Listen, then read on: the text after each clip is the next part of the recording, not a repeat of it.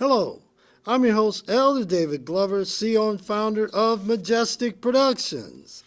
It's a good, nice, warm afternoon here in Omaha, Nebraska. It's probably in the mid-70s, and I'm grateful for the warm weather. We've had a little rain, but the sun is out and the temperature is right.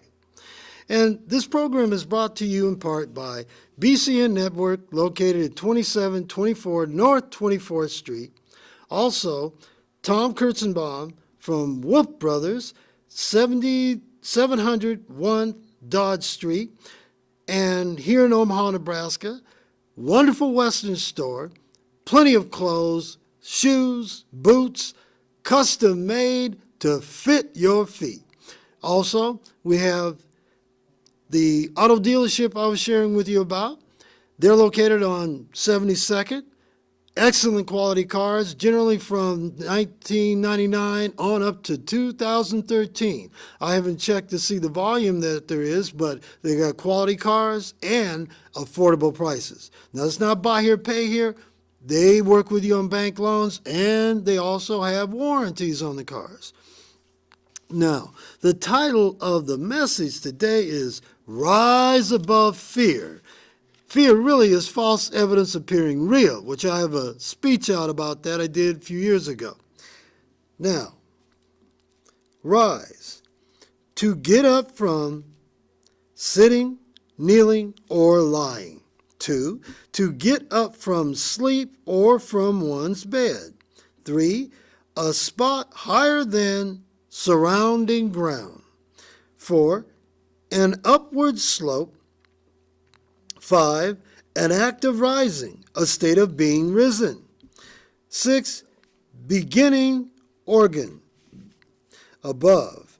In the sky, also in or to heaven. In or to a higher place, also higher on the same page or on a preceding page. Now, fear. And I like this first description. To have a reverential awe of God, to realize He's so awesome. 2, to be afraid of. 3, to be apprehensive. 4, an unprecedented, often strong emotion caused by expectation of or awareness of danger. You see, fear is an actual false evidence. Fear is actually false evidence appearing real. You see, many people are afraid of the unknown, uncertain of what lies ahead. To overcome fear, you must learn to trust and believe God, and that He'll never leave you nor forsake you. Now listen, viewing audience, you must learn to move through fear. Many times I've been uncomfortable. I was nervous when it came time for me to go look for a car.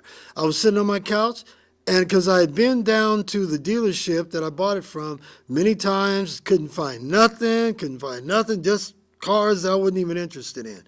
But it so happened this one time, the Holy Spirit said, "You're nervous. Go nervous." See, you go through fear. Even though you're uncertain of it, you go anyway. That could be a big breakthrough for you, but you have the courage to move forward. You can't let a negative feeling control and consume you. You must realize the scripture, Romans 8:36 through 37. As it is written, "For thy sake we are killed all day long. We are accounted as sheep for the slaughter. Nay, in all these things we are more than conquerors through Him that loved us."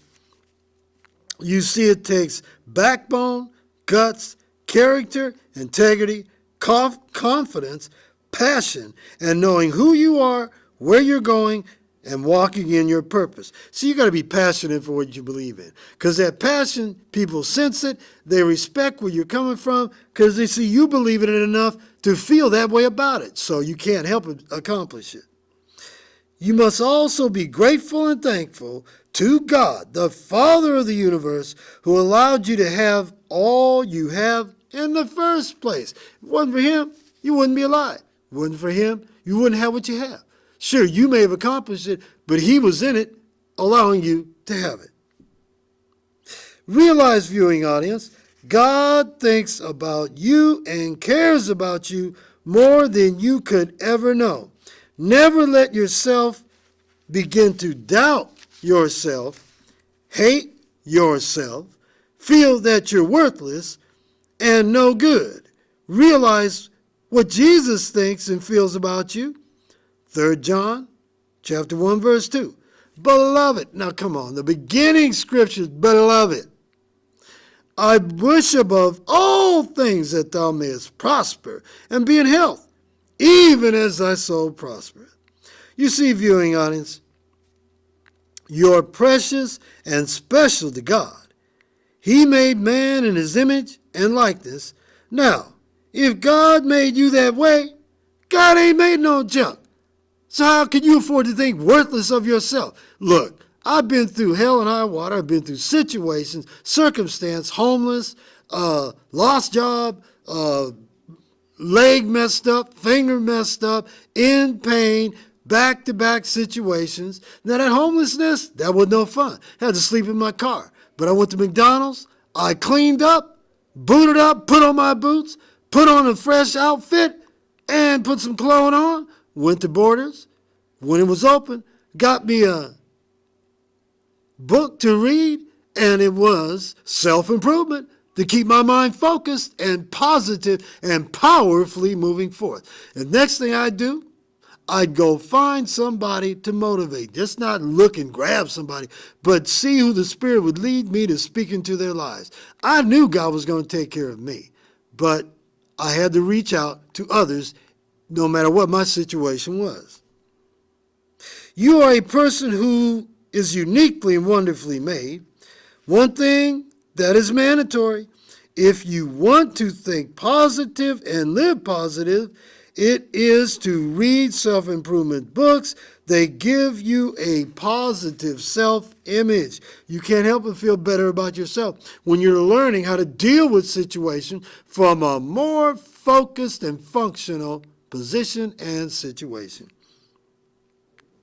You begin to see yourself more productive, creative, able to do whatever you set your mind to, as long as you have the right motives and you're not selfish. Selfish is you looking to you, looking to yourself, you don't care about nobody else. No, that's the wrong way to be, because selfish people will end up dying early because they're lording things for themselves. They're only concerned with themselves. They're going to take advantage of someone so they can profit, and that's the wrong attitude and mindset to have. To become successful, you must become selfless, thinking of service. Now remember, service is your rent to occupy space on the planet. You paying your rent to be here because you're doing something and giving someone something. And always remember this: if you can't take people up with you, for God's sake, don't let them take you down. You deserve better. Sever the embryo cord of, if it takes family members, cut them loose. If they're always criticizing you, that's never to point out a shortcoming. And then give you positive feedback how to overcome that. Now, nothing's wrong with that.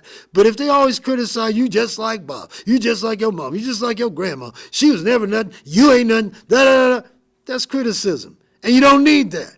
Cut that loose. No matter how you feel about your loved ones aren't caring about you to come at you with negativity. They don't have your best interest at heart. All they want to do is put you down. Makes them feel better to step on you. That way they feel you are lower than them, whereas you may be higher than them mentally, physically, and spiritually. But you got to make the decision to change your mindset. And that's where it all starts. Right between your ears. Eliminate people with a critical spirit. They always speak negative, toxic, poisonous words of death, and this will kill your spirit and rob you of your joy. Remember, the devil came to kill, steal, and destroy. But Jesus came to give you life everlasting. Viewing audience, learn to and take time every day to affirm yourself, believe in yourself, love yourself, and love God. You see, God is love. His very essence is love. Unconditional love. Now, love always conquers hate. Be all that you can be. You got the right stuff on the inside of you. Respect yourself. Carry yourself as a person of class, dignity, dedication. Focus and walk in humility before God. You are what you think you are. You are who you think you are. Never doubt yourself. Walk in your greatness and be passionate for your purpose and God-ordained destiny. Live life to the fullest. Have fun, viewing audience. Enjoy yourself. Have activities you can go out and do to enjoy life for what it has to offer you. Remember, quitters never win and winners never quit. Walk with your head up, chest out, back straight, and when you do, I'll see you at the top. Because, viewing audience, you don't have nowhere else to go. You've been at the bottom of the barrel, whether you think about it or not, whether you want to admit it or not. You had gone through so much, but in life, it's adversity, and adversity will kick your behind. It hurts you. It's molding and shaping. Anything that shapes you is not going to feel good to you because it eliminates what you've been thinking. The stinking thinking negative thoughts we go through so many times a day. I thank God I began to renew my mind. It took time. In 2004, I started reading How to Win Friends and Influence People. Dale Carnegie. Taught me how to talk to people. Taught me how that, like for instance, the construction sites, men are working on a job site. They got drywall to put up, sheetrock to put up, they've got insulation to put up, studs.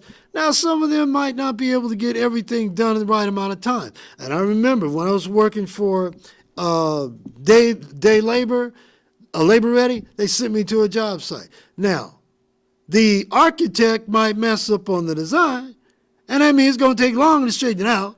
And that means the job's going to take that much longer. Good for those who are working because they got job security for as long as they're on their job until the job changes and they might be transferred to another position. But the supervisors would talk to the guys and put them down because of how much they hadn't done. They were behind. Instead of, say, man, now I know you're behind, but now you can make it. You can do this. Look, you've been at it before. And I know you got what it takes to do it. You've been with us a long time. Come on, let's pull together and get this job done. You talk to a person like that, they're going to feel like getting busy. They're going to feel like taking care of business. They're going to feel good about you and about themselves, and they're willing to go the extra mile. But you're always putting them down. They get tired of that mess. People get tired of being talked to like they're worthless. Now, I'll be back in a moment after this message. And as I said, this broadcast is brought to you by Tom Kurtzenbaum of Wolf Brothers Western Store. This store has been in business. It's on 72nd and Dodge, going up Dodge towards downtown, since 1950. Their address is 7001 Dodge Street. Now, they have fine Corinthian leather smell when you walk in the door. They got saddles. They got bridles. They got chaps. They got women's skirts, pants. They've got Western clothes, period. Now, the rodeo hat is a hat that I like, the style, because that style you can break the crown down high in the front, low in the back, the way Roy Rogers used to wear. I was really impressed by that style. And they have layaway on anything in the store. Go down, look, dream bill. Anything you get, you can put on layaway and go ahead and get it when the time allotted. And you'll feel good that you did. Now, they got alligator shoes, boots, snakeskin boots, crocodile boots, ostrich boots, two varieties. One swirls in them, so that way that's the belly of the crocodile, and then, or the ostrich, excuse me. Then they have those little bumps, those quills on it. That's the top.